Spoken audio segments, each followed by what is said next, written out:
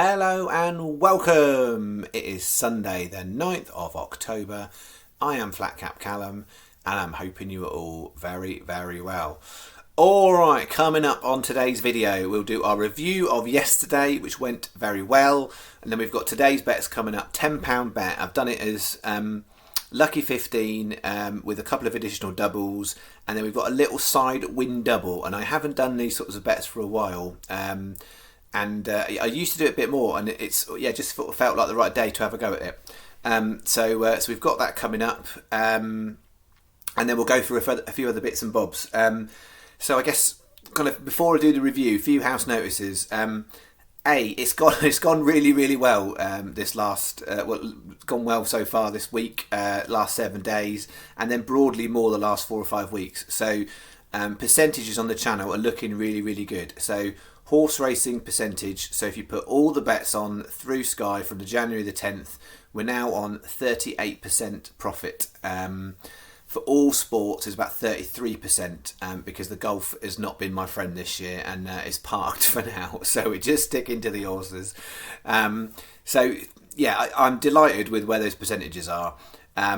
We've had a few nice wins in the last 5 weeks that have really bumped those figures up, and I guess the thing to flag is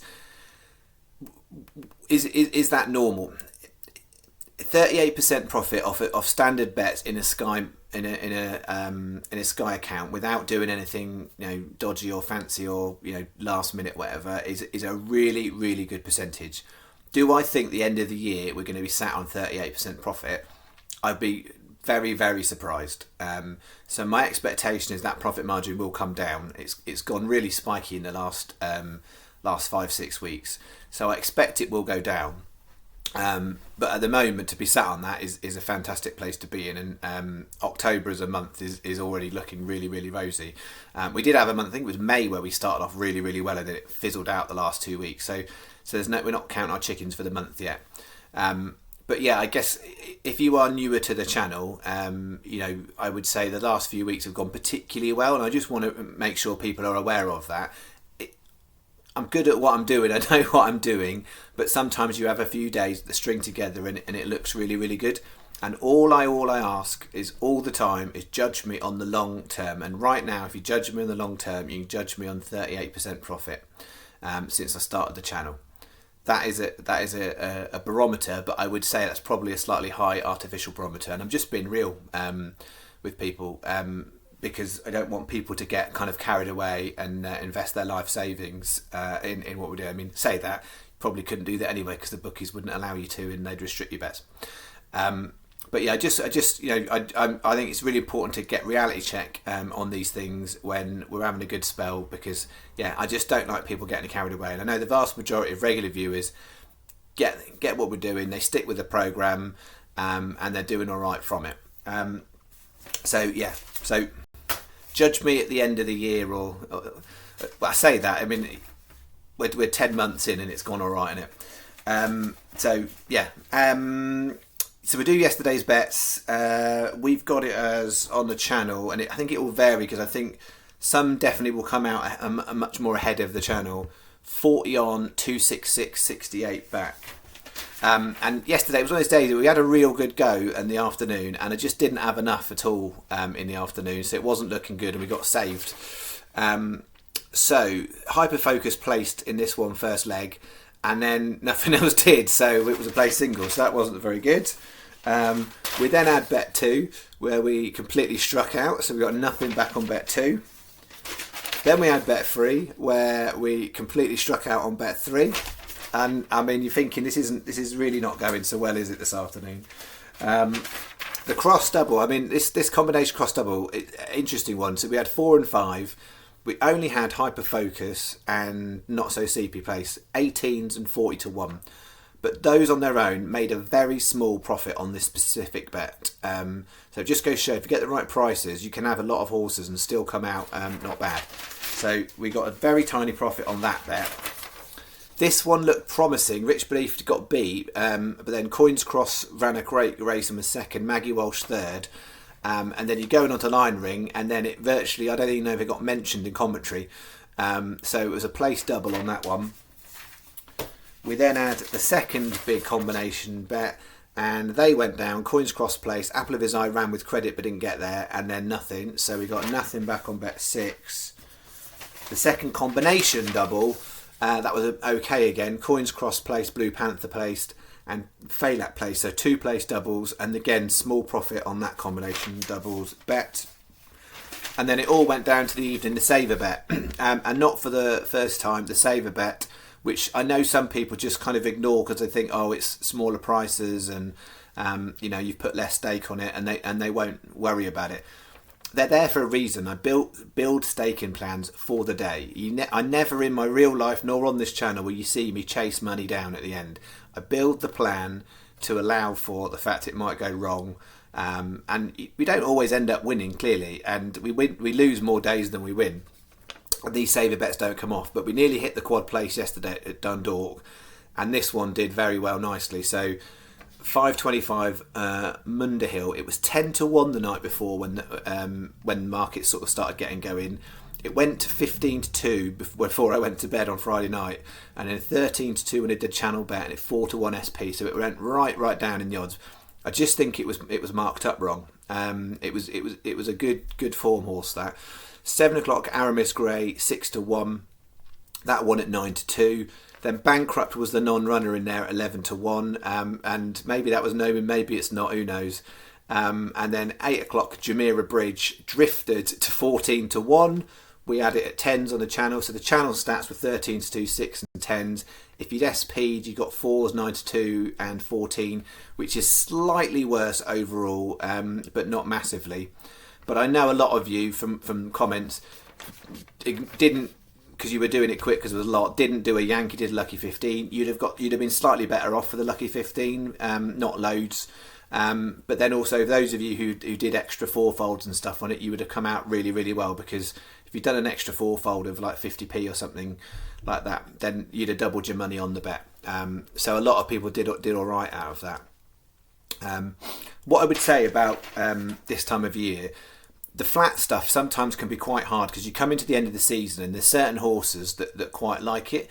You normally get softer ground, so the form in the summer is you kind of have to ignore a lot of the summer form when you're looking at flat horses and look back to when was it soft this year. Not a lot. So you're going back to the previous year's form. So that it does get harder to read form because you don't necessarily want to rely on the recency of a horse form on the flat, because most of it will have been run on good to firm, whereas at this time of year it's not soft everywhere, but it's getting softer. You then got the jump season starting, and the start of the jump season is really, really tricky to call because horses do progress. They're sometimes running over different obstacles or different disciplines, so it gets tricky. So what you will see where I normally do okay is the all-weather, and I've said it a few times. This time of year is the start really of the autumn-winter all-weather season, and certain horses, this is where they come into their prime, and this is where they like to be. And they may have run a few times on turf or even all-weather in the summer, but you can kind of, again, ignore the form. This is their time of year. The thing I like about all weather outside of Wolverhampton, because the standard's so low, you get much more inconsistent results, is you don't have the ground variable. So it's one less variable to worry about, and ground variable is really important in horse racing. So you don't have that. So yeah, when it comes to we've hit a nice touch yesterday at Chelmsford, Kempton we did in September. We've had success at Dundalk before. Southwell is a track I like, and we've had all right there. So that certainly these all-weather tracks that sort of regularly come into it in the winter. So Dundalk is usually a Friday night, sometimes on a Wednesday. Newcastle often is Friday night. Kempton's usually a Wednesday night. Chelmsford's a Thursday night. So it's sort of the back end of the week is a lot where a lot of these meetings take place. In the evening. So as much as some people look at them and think they're donkey races, I see them as opportunities. So it's not to say, and I really want to put that health warning, that you go and lump on a bunch of money on my all-weather horses, because that's what I'm saying to you I'm particularly good at. I like high quality and I like consistency, and then where you've got less variable, you get more consistency. That is basically the science. All right, so today, what do we have? This is our main bet for the day. So we've got 140 at Southwell, Lady Lou 16s, 150 Goodwood, Tralee Hills 11 to 1, 250 Southwell, Bellagio Man 28 to 1, 445 Goodwood, Torcello 14 to 1. Quick note on that one. It won that race last year, and I have a distinct memory because I remember I backed it last year, and it SP'd at 28 to 1. It was so unfancied in the market, and I backed it at 50 to 1. And I have a very distinct memory of being out on a run somewhere, stopping, watching the race, and getting very excited. I don't think I had anything with it, but yeah, it's always nice when you get a 50 to 1. I distinctly remember because it was overlooked in the market, because this is one of the horse I talk about. It likes soft ground. I've put it in the bet today, but the thing that's niggling me, I don't think the ground's soft enough. It likes it when it's really soft, and it looks like it's going to be good to soft at Goodwood today, and there's not any rain. So yeah, I don't know if it's soft enough, but at the price it was worth putting in. So what we've got there is a 20p each way lucky 15, and then I've got a 50p each way double on the Southwell, so that's Lady Lou and Bellagio Man.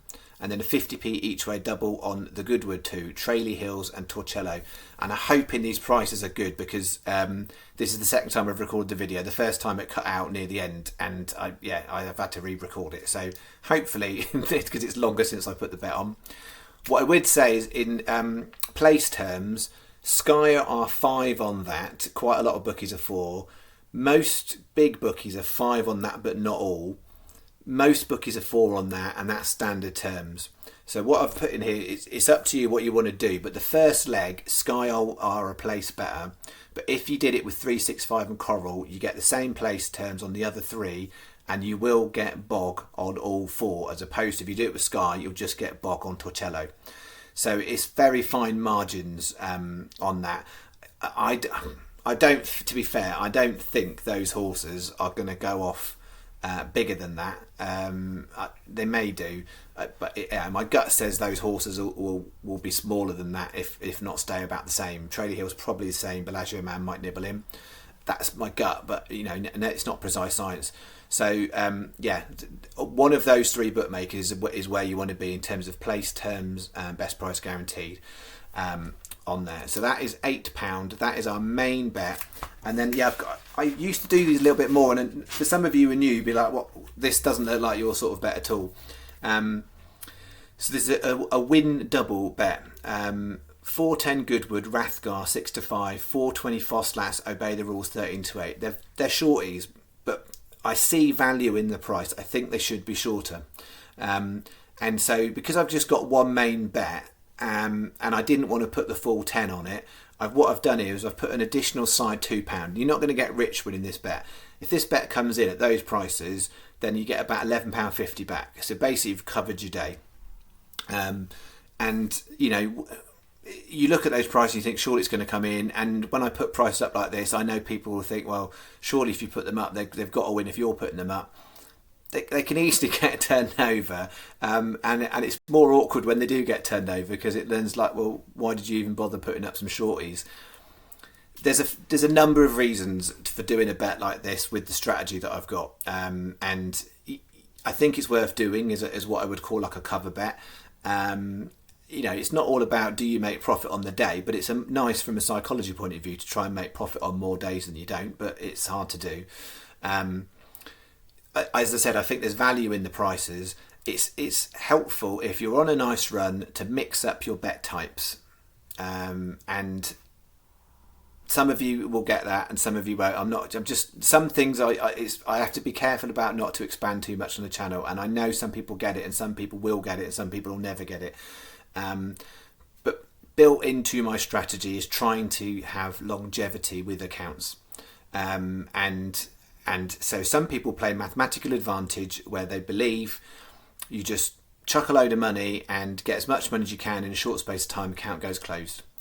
You can play the other game, which is you keep the count longer, and overall you may well get restricted if you're doing well, but it will take longer to occur and you can eke out a little bit more. Any bookie with bog is what I would say for those two. So if they get turned over, it'll look like a terrible bet, clearly. If they both win, you'll be like, oh yeah, that makes sense, Callum. The point is, this just needs to happen 1 in 5 times. So 1 in 5 times, it makes it a profitable bet. So I was going to explain that. It makes it easier. So all I need is a bet like that to happen, to come in 1 in 5 times, and you make a profit from it. So I don't do loads of these outside of the channel, but they're useful types of bets to have on your account sometimes. All right, that is today. And so just a reminder, new schedule. So I'm now back Tuesday night. So I've got no selections Monday or Tuesday. I'll be back Tuesday for selections on Wednesday. What I may do, by exception, on for anything on Monday and Tuesday, if I see anything that is particularly stand out from a price point of view, I may drop something in the comments as an individual horse. There won't be any channel bets. I'm not putting any money for the channel on anything like that. So it's entirely up to you. But yeah, if I see anything that I think is particularly good that I want to flag to you guys, then I will put it in the comments on there. But it won't be like a bet. It will be like a horse or 2 horses if I see anything that's particularly stand out in there.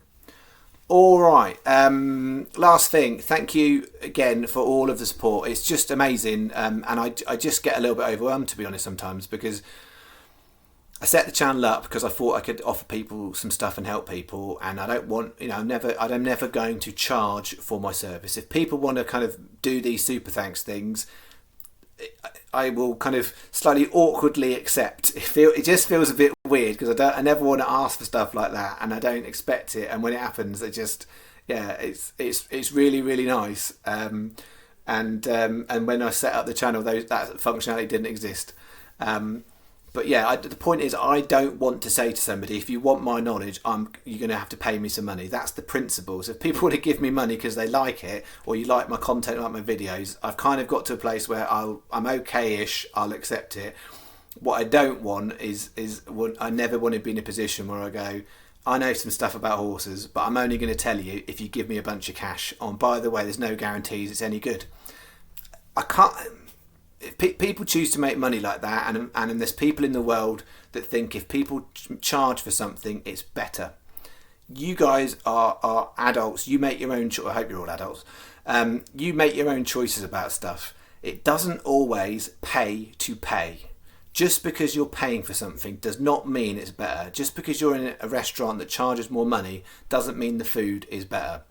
So yeah, that's all I'm saying to you. For those people, some people want to pay and they think by paying they're getting a better thing. You guys can make your decisions. All I'm telling you is judge me on long-term profit. It's all in the description and you can see what that is, and you make your own choices. Sometimes in life there are things that are actually as good as what they seem to be, and there isn't any sort of funny weird angle or any catch going on. But equally, I know a lot of people in the world are a bit cynical, and that's hard to understand sometimes. You make your own choices. I'll still put out content, and I still won't ask you for any money, and then you can make your choice. All right, that's me. I'll be back Tuesday night, and you have a good Sunday. Thanks very much. Cheerio.